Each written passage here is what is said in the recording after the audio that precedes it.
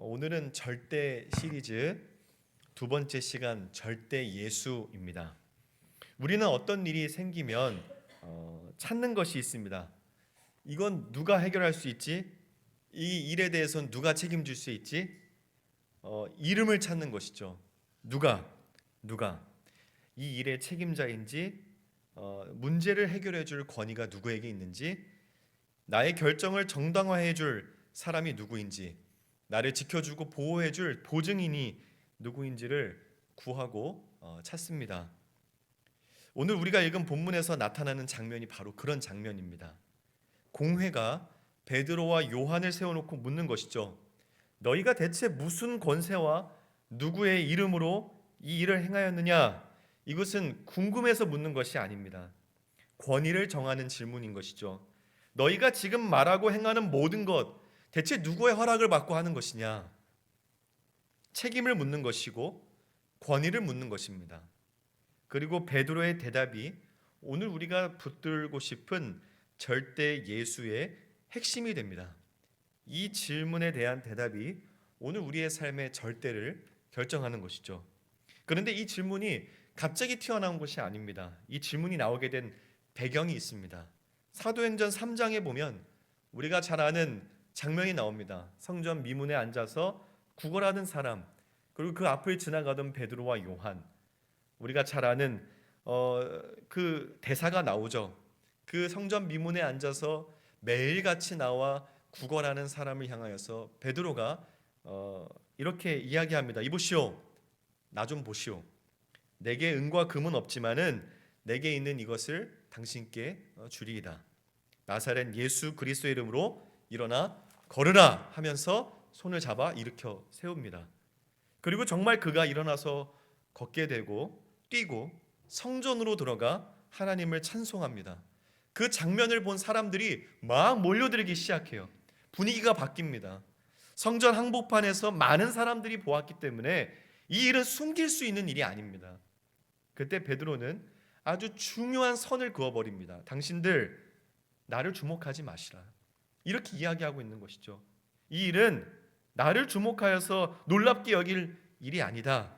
우리의 개인과 권능으로 일어난 일이 아니라 이 사람을 걷게 한 것은 나사렛 예수 그리스도의 이름으로 걷게 된 일이다.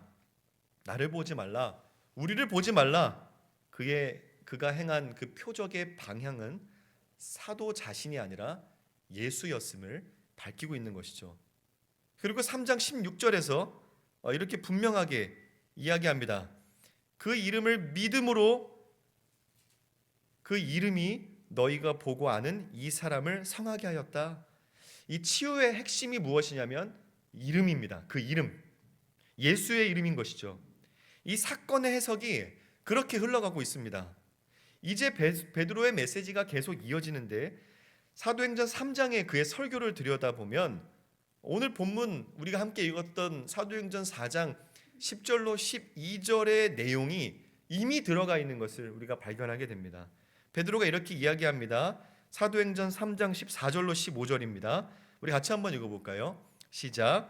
너희가 거룩하고 의로운 일을 거부하고 도리어 살인한 사람을 놓아주기를 구하여 생명의 주를 죽였도다. 그러나 하나님이 죽은 자 가운데서 그를 살리셨으니 우리가 이 일의 증인이라. 아멘. 구조가 아주 똑같은 것이죠. 오늘 본문에 보면 너희가 죽였다. 그러나 하나님이 살리셨다. 이 너희가 죽였다라는 것은 인간의 판결입니다. 그리고 하나님이 살리셨다라는 것은 하나님의 판결인 것이에요. 십자가와 부활입니다. 베드로는 예수를 좋은 선생님 정도로 소개하는 것으로 그치지 않았습니다. 예수님은 죽임을 당했지만 하나님이 살리신 분이에요. 이것이 복음의 핵심입니다. 그리고 그 복음을 선포한 다음에 회개로 인도하는 것을 보게 됩니다. 사도행전 3장 19절에 이렇게 말합니다. 그러므로 너희가 회개하고 돌이켜 너희 죄 없이 함을 받으라. 이같이 하면 새롭게 되는 날이 주 앞으로부터 이를 것이요. 여기서부터 분위기가 달라지는 것입니다. 사람들은 표적은 좋아합니다. 문제 해결은 반가워해요. 그리고 기분이 좋아지는 것도 굉장히 받아들이기 쉽습니다. 기분이 좋아지네? 너무 좋다. 그런데 예수를 말하는 순간, 그 이름을 말하는 순간, 더 정확히는 하나님이 예수를 다시 살리셨다. 너희가 십자가에 못 박은 그 예수를 하나님이 다시 살리셨다. 이 문장을 말하는 순간 이것은 단지 종교 이야기, 단순히 역사적인 사건의 증명을 넘어서서 권위의 선언이 되어버리는 것입니다. 이 일의 책임자가 누구냐? 이 사람이 이렇게 걷게 된 일의 권위가 누구에게 있느냐? 예수, 부활, 그 주체가 되시는 분이 그 여호와, 너희가 믿는 여호와 하나님이다 라고 이렇게 말하면 이 문제가 이게 심각해지는 것입니다. 이게 진짜면 그동안 내가 믿고 있던 기준이 흔들리는 것이죠. 이것이 정말 그렇다면 내가 붙들고 살았던 절대가 흔들리는 것입니다. 그래서 불편한 것이에요. 회중들은 요동칩니다. 그리고 지도자들은 휘청거리는 것이에요. 사도행전 4장 1절로 2절이 그 불편함의 정체를 아주 노골적으로 드러내고 있습니다. 우리 1절과 2절을 같이 한번 읽어보겠습니다. 시작. 사도들이 백성에게 말할 때에 제사장들과 성전 맡은 자와 사두개인들이 이르러 예수 안에 죽은 자의 부활이 있다고 백성을 가르치고 전함을 싫어하여 아멘. 성경이 아주 친절하게 이 사람들이 불편한 이유를 밝히고 있습니다. 예수 안에 부활이 있음을 전함을 싫어하였다. 특별히 사두개인들이 왜 부활 이야기를 싫어했습니까? 사도행전 23장 8절은 그들의 신념을 이렇게 요약하고 있습니다. 이는 사두개인은 부활도 없고 천사도 없고 영도 없다 하고 그들은 부활을 믿지 않았습니다. 그러니 예수의 부활은 그들의 신학과 그들의 기준, 그들이 믿는 절대를 정면으로 흔드는 선포인 것입니다. 사실은 이것은 더욱 근본적인 문제를 건듭니다. 이 부활이라는 것은 하나님의 판결입니다. 부활을 인정하는 순간 사람의 판결이 최종 권위를 갖는 것이 아니라 이 권력, 여론, 공회도 절대 법정으로서의 역할을 그들이 할 수 있게 되는 것이 아니게 되는 것입니다. 그러니까 싫어합니다. 그래서 불편한 것이에요. 없애고 싶어요. 사람들이 그 최종에 있어야 되는데 자신들이 그 절대에서 군림해야 되는데 하나님께서 그 예수를 다시 살리셨다면 어쩔 수 없이 그들이 그 자리에서 내려와야 하고 절대에서 군림하던 모든 것을 내려놔야 하니까 죽기보다 싫었을 것입니다. 그래서 이 베드로와 요한을 붙잡아서 공에 세워다 놓고 지금 우리 언어로 지금 다구리 하고 있는 건 아닙니까? 너 좀 뭐 하는 거야?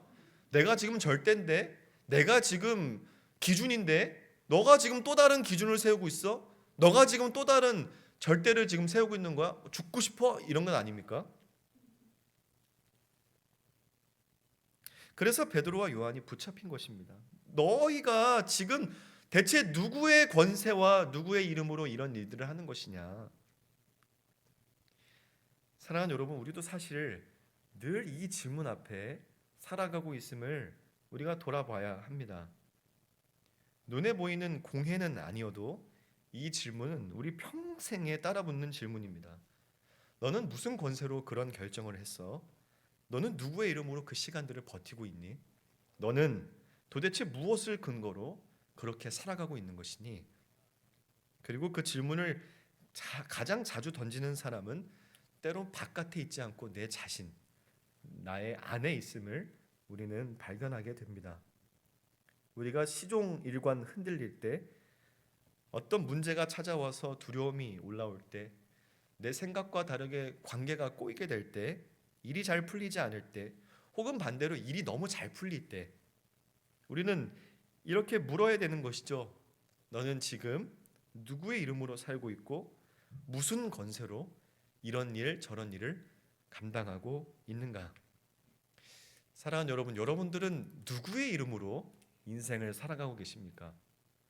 대체 무슨 권세로 여러분들은 그런 말을 하고 그런 생각을 하고 그런 행동을 하고 결정을 하고 살아가고 계십니까?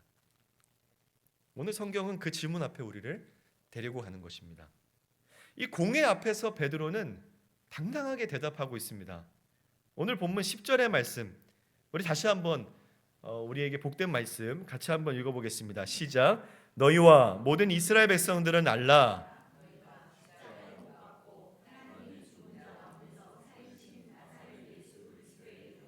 이 사람이 건강하게 되어 하나님 앞에 섰느니라. 아멘. 오늘 사실은 헬라어 본문으로 보면 첫 문장이 알라부터 시작합니다. 알라, 명령문이에요. 선언입니다. 여기 있는 너희 모두와 모든 이스라엘 백성들은 알라. 베드로는 너 누구의 권세로 지금 일하고 있는 거야? 너 누구의 이름으로 지금 누구 허락받고 지금 그렇게 치유를 행하고 그런 말도 안 되는 복음 기준을 다시 제시하고 있는 거야? 라고 얘기할 때 죄송합니다 라고 얘기하지 않았습니다. 너희는 분명하게 알라. 변명하지 않는 것이죠. 명확하게 지금 선언하고 있습니다. 너희가 십자가에 못 박고, 여기서 십자가는 단지 로마의 처형을 방식을 이야기하는 것이 아닙니다. 본문에서 너희의 판결입니다. 너희의 판결. 너희가 십자가에 못 박고 너희가 예수에 대해서 내린 결론입니다. 예수 필요 없어. 위험해. 제거해야 돼. 내가 받아들이고 싶지 않아. 내 방식 아니야. 십자가는 인간들이 예수를 밀어낸 자리예요. 인간이 하나님을 내 밖으로 내버린 그런 자리가 바로 십자가입니다. 그러나 이어지는 선언이 무엇입니까?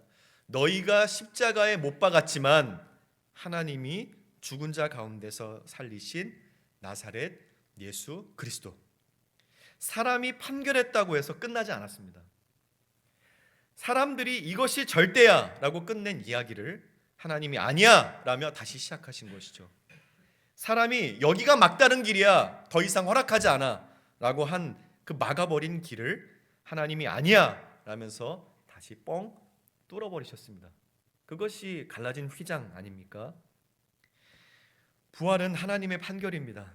사람이 끝낸 예수, 필요 없다고, 틀렸다고 한 그 예수가 옳다, 그가 주다, 그가 그리스도다, 그가 메시아다 라고 선언한 하나님의 판결이 바로 부활입니다. 요즘 우리가 쉽게 우리의 일상생활에서 발견할 수 있는 우리들의 실수가 있습니다. 나약함들. 언론에서 어떤 사건을 팍 터뜨립니다. 이 사람이 그렇게 했대. 이 사람이 그런 사람이었대 원래. 그래서 뭐 사람들이 일파만파 그 사람에 대해서 이런 판단 저런 판단해서 결국 사람들이 그 사람을 정죄해버리죠. 그 사람은 그런 사람이야. 근데 결국 사실은 법정에서 정말 밝혀진 진실은 그것과 전혀 반대인 경우가 많습니다. 그때 돼서 그 사람의 받은 상처, 그 사람이 받은 손해 전혀 상관없습니다. 사람들이 카더라 하다가 판결을 내렸지만은 법정에서 그 사건이 뒤집어지는 그런 경우가 많습니다. 의사가 때로 우리들의 어떤 질병에 대해서 이 질병은 이렇습니다. 앞으로 당신은 얼마 살지 못합니다. 라고 판결을 내리지만은 하나님이 그것을 뒤집는 역사가 얼마나 많이 있습니까? 우리의 삶에도 그런 역사가, 그런 힌트가 이렇게 자꾸 일반은총 영역 가운데 있다라는 것은 성경에서 말씀하는 이 역설은 진리라는 것입니다. 하나님 계속 힌트를 주시고 계시는 것이에요. 이것이 절대 예수의 시작입니다. 절대 예수라는 것은 야, 예수 믿으면 좋아. 예수 믿으면 너 삶에 도움이 된다. 라는 수준을 넘어서는 것이에요. 사람이 십자가에 못 박아 죽인 예수를 하나님이 다시 살리셨다. 이 진리가 우리의 삶에 들어오는 순간에 내 삶의 결정권, 내 삶의 절대가 흔들리는 것이에요. 내 삶에서 내가 내리는 판결이 이제 더 이상은 최종 판결이 아니게 되는 것입니다. 사람들의 평가가 최종이 아니에요. 세상의 이런저런 분위기가 결정권을 갖는 것이 아니게 되는 것입니다. 부활이 내 삶에 들어오면은 내 삶의 최종이 내가 아니에요. 하나님이 판결하신 예수 그리스도, 죽음과 부활의 그 이름이, 그 방식이, 그 복음이 나의 판결이요, 나의 기준이요, 내 선택이요, 내 절대가 되는 것입니다. 하나님이 하셨기 때문에. 이어서 베드로는 이렇게 말합니다. 그 나사렛 예수 그리스도의 이름으로 이 사람이 건강하게 되어 너희 앞에 섰느니라. 여러분, 공회가 원한 것이 무엇이었습니까? 근거를 대라, 증거를 대라. 너 누구 허락받고 지금 이 일을 하는 거야? 내게 말해봐. 증거를 대. 베드로는 말하는 것이죠. 증거가 여기 있다. 그 사람은 성전 앞에 늘 앉아있던 사람입니다. 모두가 아는 사람이에요. 매일같이 유대인의 전통에 따라서 시간이 되면 기도하러 성전에 올라갈 때마다 봤던 사람이 바로 그 사람입니다. 그런데 그가 지금 멀쩡하게 걸어다녀요. 그 두 발로 누구의 도움 없이. 베드로의 말은 실제입니다. 예수의 이름은 어떤 개념이 아니라 능력이 나타나는 권세라는 것이 공회에서 함께 서 있는 건강해진 두 발로 걷고 있는 그 사람을 통해 증명되고 있는 것이죠. 사랑하는 여러분, 우리는 흔들릴수록, 우리는 문제가 우리의 두려움을 계속해서 생성할수록 우리는 계속 더 그럴듯한 이름을 찾습니다. 그럴듯한 정보, 그럴듯한 사람, 그럴듯한 장치, 리뷰, 별점. 그런데 오늘 절대 기준이 되는 하나님 말씀 앞에서 그 모든 것이 한 번에 정리가 되는 것이에요. 너희가 십자가에 못 박았으나 하나님이 살리신 예수. 내 삶을 세우는 힘이 정말 그분에게서 오는가? 아니면 나는 다른 데서 그 힘을 찾고 있는가? 우리는 이 질문을 피할 수가 없는 것이에요. 하나님이 제시하신 절대 예수 앞에 우리는 이 질문을 피할 수가 없습니다. 우리에게는 부활의 주님 예수 그리스도의 이름이 있습니다. 우리는 이 이름을 붙들고 사는 것이에요. 이 절대 기준, 이 절대 예수를 붙잡고 사는 것입니다. 우리의 권세는, 우리의 능력은, 우리의 근거는, 우리의 원동력은 다 여기서 오는 겁니다. 예수 이름. 그리고 베드로는 11절에서 한 번 더 못을 박습니다. 이 사건을 성경으로 해석해 버려요.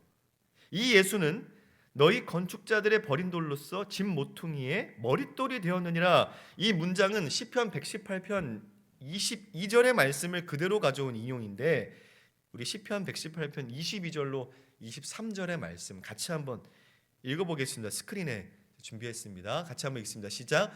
건축자가 버린 돌이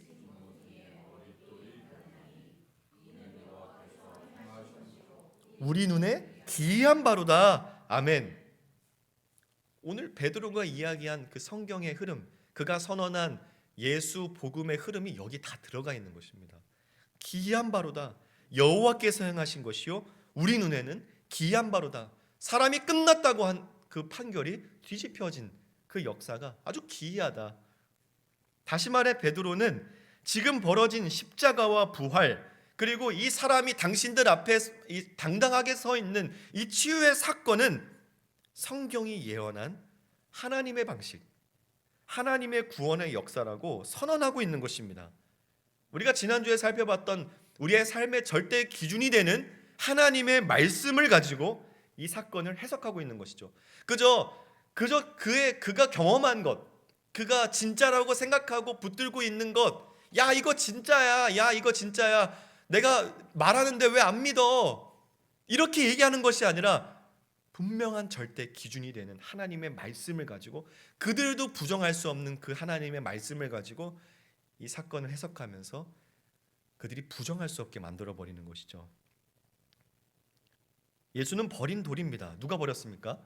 너희 건축자들이 버렸습니다. 건축자는 건물의 기준이 되는 사람입니다. 이 돌은 쓸모가 있다, 이 재료는 쓸모가 없다 라고 판정하는 사람입니다. 그러니까 여기에서 건축자는 단순히 집 짓는 기술자를 말하는 것이 아니라 공동체의 질서와 기준을 세우는 지도자들을 가리켜서 표현하는 은유인 것입니다. 지금 베드로 앞에 앉아있는 공회의 지도자들이 바로 그 건축자들입니다. 그런데 그들이 예수를 버렸습니다. 예수가 그들의 기준, 그들의 절대에 맞지 않았기 때문에 그렇습니다. 사람은 대체로 이상적인 방식을 선호합니다. 힘이 있어 보이는 방식, 당장 해결할 수 있을 것 같은 방식, 인정받을 수 있는 방식, 내 체면이 좀 차려지는 내 어깨가 조금 올라가는 그런 방식. 그런데 예수의 방식은 다릅니다. 예수님의 방식, 하나님의 방식은 십자가예요. 내려가는 것입니다. 버림받는 것이에요. 그래서 기꺼이 예수님은 버린 돌이 되십니다. 사람들이 버린 것 같지만은 예수께서 그 길을 선택하셨어요. 그러나 하나님은 사람들이 버린 그 돌을 집 모퉁이의 머릿돌로 세우셨습니다. 이 모퉁이의 머릿돌이라는 것은 건물의 모서리에서 방향과 정렬을 잡고 건물 전체의 구조를 지탱하는 핵심이 되는 돌입니다. 그러니까 장식이 아니에요. 이 돌은 없어서는 안 되는 기초돌입니다. 없어도 되는, 있어도 되는 그런 선택지가 아니라 없으면 집을 지을 수 없는 그런 돌이에요. 그러니까 예수 그리스도는 있으면 좋다, 이 정도 수준이 아니라는 것입니다. 예수는 내가 여유 있을 때 선택할 수 있는 선택지 중에 하나, 그것이 아니라 예수 그리스도는 하나님이 세우신 기초입니다. 필수예요. 이 돌이 빠지면 우리 인생의 집은 절대로 세워질 수 없습니다. 사랑하는 여러분, 우리의 삶의 머릿돌은 무엇입니까? 내가 내 삶을 정렬하고 있는 나의 기준은 무엇입니까? 내가 기초로 생각하고 있는 것은 무엇입니까? 대체 우리는 무엇을 기초로 인생의 재료들을 하나하나 쌓아가고 있습니까? 사람은 반드시 무엇인가를 기초로 삼고 살아갑니다. 무엇을 기초로 삼고 살아가느냐에 따라서 인생이라는 건물의 미래가 결정됩니다. 이케아 가구를 조립해 본 적이 있으십니까? 그 DIY라고 하나요? 자기가 셀프로 가구를 조립해서 만드는 뭐 서랍장, 책상, 침대 이런 것들이 있습니다.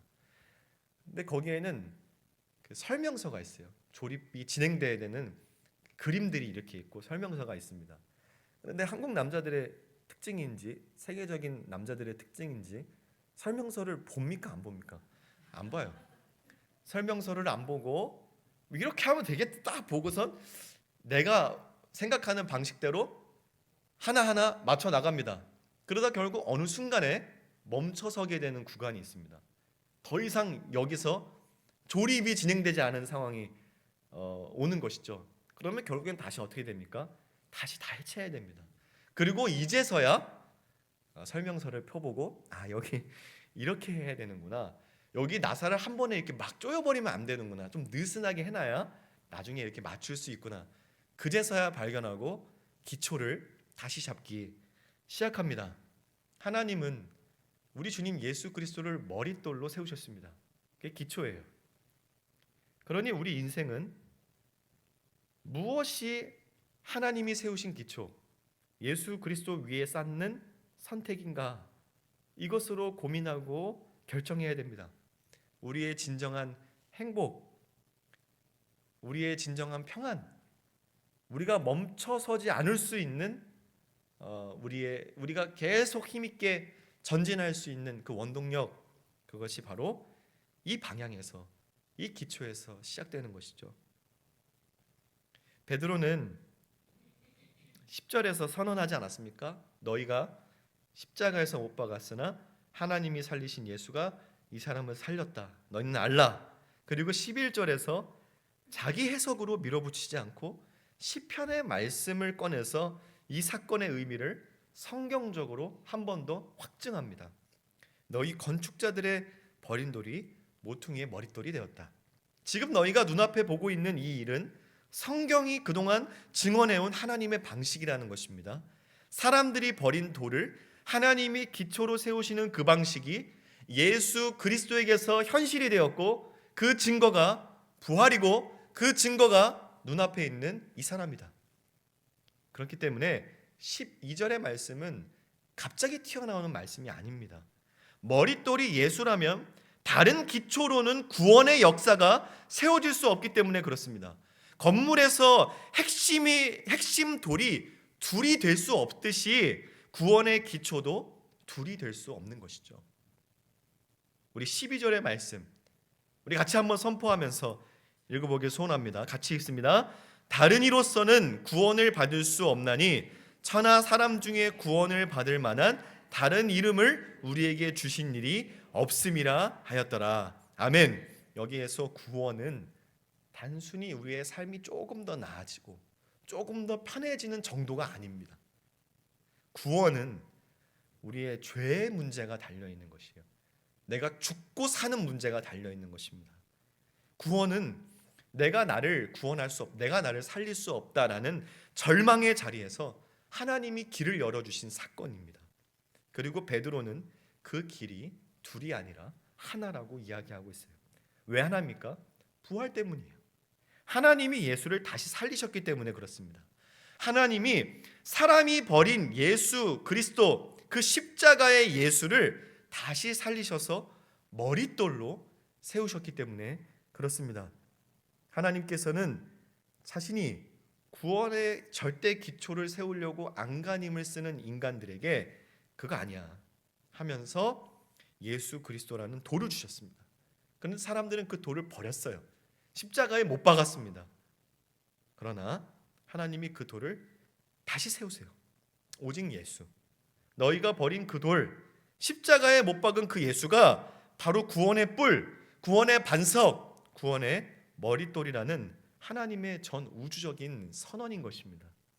그러니까 절대 다른 이름이 그 자리에 낄 수가 없어요. 하나님이 이거밖에 없어라고 하셨는데 그 자리에 누가 낄 수 있습니까? 그 자리에 어떤 것이 낄 수 있겠습니까? 레위기 1장에 보면 우리가 잘 아는 번제에 대한 규례가 나옵니다. 번제는 어떤 순서로 진행됩니까? 혹시 처음부터 끝까지 이야기해 보실 수 있는 분 계세요? 번제. 먼저 흠없는 제물을 제단 앞으로 가지고 와야 됩니다. 그리고 그 다음에 무엇을 하죠? 제물을 가지고 오면 손을 가지고 하는 게 있습니다. 안수해요. 묶어놓고 안수해요. 안수를 통해서 전가가 일어납니다.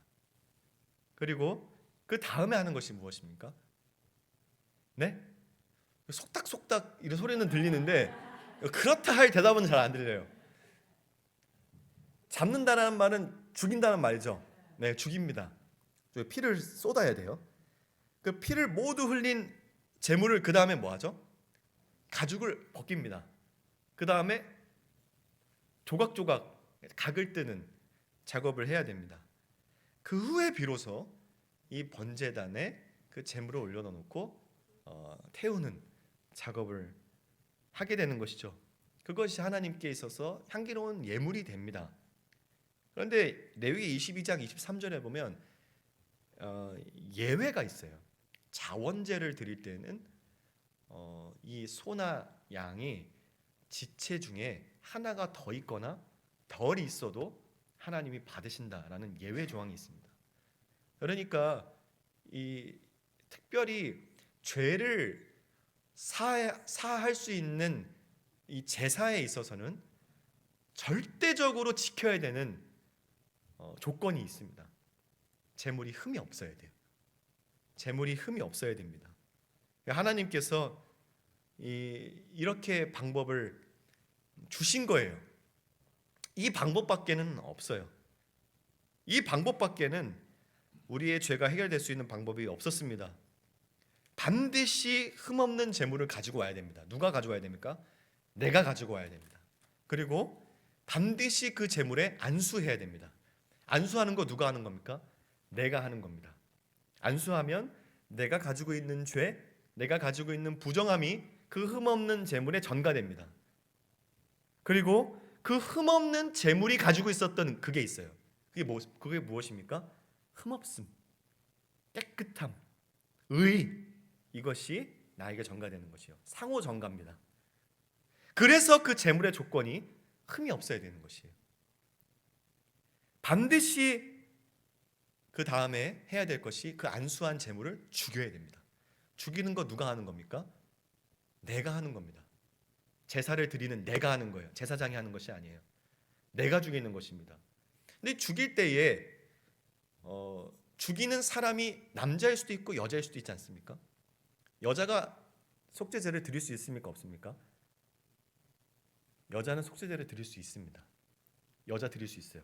죄를 속하는 제사는 여자 드릴 수 있습니다. 그리고 유대인의 법에 따르면, 지금 유대인들이 지키는 법에 따르면 성인식을 마친 12살, 13살 정도 되는 이후부터는 제사를 지내게 되어 있어요. 내가 드리는 거예요. 내가. 여러분들이 드렸어야 되는 겁니다. 내가 죽여야 돼요. 죽이고 나면 가죽을 벗기는 일 누가 하는 겁니까? 내가 하는 겁니다. 내가. 죄사함을 받아야 되는 내가 하는 거예요. 각을 뜨는 일 누가 하는 겁니까? 내가 하는 거예요. 그러니까 피를 제단에 뿌리고 불에 태워서 드리는 것은 제사장이 합니다. 그 전까지는 다 내가 하는 거예요.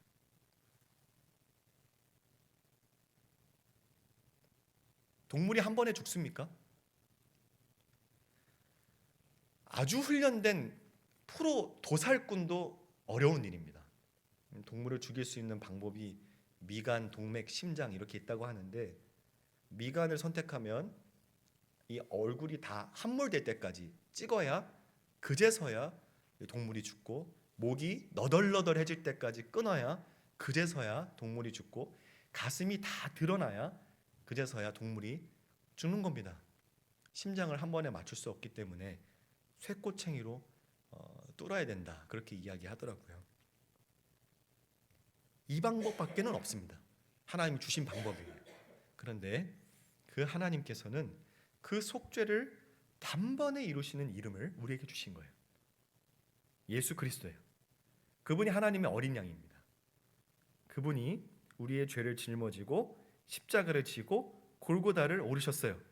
그 십자가에서 죄를 향한 하나님의 거룩하신 진노를 흠없는 제물에게 안수하는 순간, 하나님께서는 그 제물을 받으실 때 하나님께 있어서 향기로운 예물이라고 말씀하셨어요. 향기로운 예물이 되는 이유는 단 하나밖에 없습니다. 그 흠없는 제물에게 안수하는 순간 그 제물은 더 이상 살아있는 동물로 여겨지는 것이 아니라 내 죄로 여겨지는 것이에요.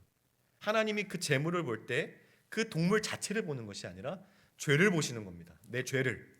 그러니까 내 죄가 죽고 내 죄의 가죽이 벗기고 내 죄가 산산조각 나서 깨끗하게 씻어진 다음에 불에 태워 올려지는 것을 하나님 기뻐하시는 거예요.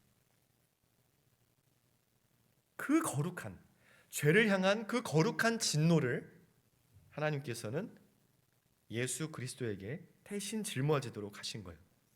예수님은 그래서 그 겟세마네 동산에서 땀방울이 핏방울이 될 정도로 이 잔을 제발 옮겨달라고 기도할 수밖에 없는 겁니다. 구약의 제사를 알고 있는 사람이라면, 하나님의 죄가 얼마나 무시무시한, 하나님의 진노가, 죄를 향한 진노가 얼마나 무시무시한지를 아는 사람이라면, 특별히 하나님이시지 않습니까, 예수님은? 그러나 끝까지 마치 도살장에 끌려가는 어린 양처럼 묵묵하게 우리 대신해서 끝까지 감당하시고 죽으셨습니다. 그래서 그 이름밖에 없는 거예요. 이것이 하나님 주신 길입니다. 구약 제사에서 죄인이 그 제물 위에 손을 얹었던 것처럼 이제 우리는 믿음으로 그리스도께 우리 자신을 의탁합니다. 그것이 무엇이냐면 믿음으로 십자가에 달리신 예수 그리스도를 바라보는 것이에요. 그러면 우리의 죄가 그분께 전가되고 그분의 의가 우리에게 전가되는 것입니다. 이 방법이 하나님의 방법이요, 예수 그리스도, 그 이름이 유일한 구원의 길이라는 것을 우리 하나님께서 십자가에서만 증명하신 것이 아니라 부활로 확증하신 거예요. 이게 맞다. 이게 내가 너희에게 준 구원의 유일한 길이다. 성경은 우리를 그 유일한 자리로 데려갑니다. 구원을 받을 만한 다른 이름을 주신 일이 없다. 우리는 문제가 생기면 빨리 어떤 다른 이름을 찾습니다. 더 안전해 보이는 이름, 더 즉각적으로 내게 도움을 줄 수 있을 것 같은 이름, 내 손안에 들어오는 어떤 정보, 그것들이 잠깐은 나를 붙들어 줄 수 있는 것처럼 보이죠. 그러나 그것들은 기초가 될 수는 없습니다. 기초가 아닌 것들에 내 몸을 의지하면 잠깐은 버틸 수 있어도 결국엔 무너지게 되어 있어요. 잠긴 문을 열 수 있는 비밀번호는 하나입니다. 잠긴 문을 열 수 있는 열쇠는 하나예요. 맞는 키가 아니고는 열리지 않습니다. 예수 그리스도, 구원의 문을 열 수 있는 열쇠는 그 이름 하나밖에 없습니다. 예수 그리스도. 베드로가 공회 앞에서 말한 다른 이름이 없다라는 의미는 바로 이 의미입니다. 예수가 유일하다는 말은 교회가 고집을 부리고 싶은 것이 아니라 교회는 왜 이렇게 배타적이야? 이런 의미에서의 의미가 아니라 하나님이 세우신 기초가 유일한데 어떡합니까? 사람이 버린 돌이 하나님이 세우신 머릿돌이 되었습니다. 구원은 오직 그 이름 하나만으로만 가능한 것입니다. 사랑하는 우리 성도님들, 오늘 베드로의 고백은 설득이 아닙니다. 선언이에요. 알라. 베드로는 논쟁으로 들어가지 않습니다. 변론으로 이기려고 하지도 않았습니다. 한 이름을 내세우는 것이죠. 알라. 너희가 십자가에 못 박았으나 하나님이 알리신 예수를 알라. 신학적으로 이런 표현이 있습니다. 시체가 어떻게 복음을 듣겠는가? 영적으로 죽은 자는 복음을 스스로 알아듣지 못합니다. 죽은 자는 스스로 그 복음을 붙잡지도 못해요. 그러니 복음은 베드로의 선언과도 같은 것입니다. 설득하는 것이 아니에요. 성찬을 생각해 보십시오. 시체가 어떻게 예수의 피가 생명의 피인 줄 알겠습니까? 시체가 어떻게 그 잔을 손에 쥘 수 있겠습니까? 시체가 어떻게 그 잔을 마실 수 있겠습니까?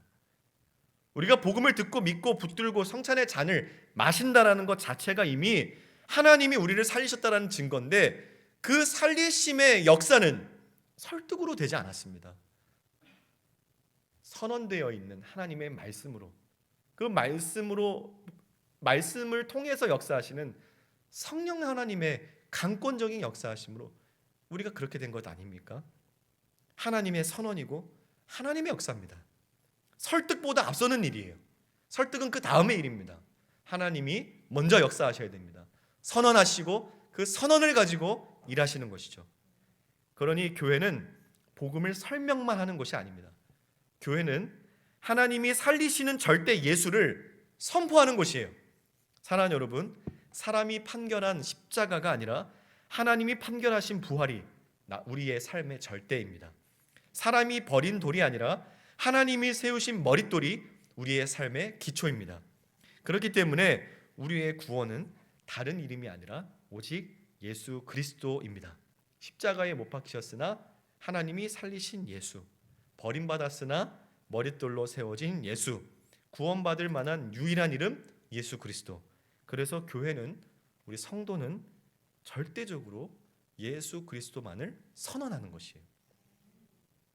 오늘 우리 새벽기도 본문에 요한복음에서 자주 등장하는 단어 중에 와서 보라 라는 말 있지 않습니까? 예수가 이런 분이고 예수는 이런 분이고 어디에서 태어나셨고 성경 어디에 기록되어 있고 아무런 쓸데가 없는 것이에요. 보면 되는 것입니다. 예수를 만나면 되는 것이에요. 와서 보라, 예수 그리스도를 선언하고 그 뒤에 일은 하나님께서 하시는 것입니다. 교회의 역할, 성도의 역할, 예수 그리스도를 선언하고 선포함으로 말미암아 하나님께로 많은 사람들을 이끄는 저 여러분들이 되실 수 있기를 간절히 소망하고, 내 삶의 절대 기초가 되시는 절대 예수를 머릿돌로 삼아서 우리 인생의 집을 흔들림 없이 견고하게 세워나가시기를 주님의 이름으로 축복합니다.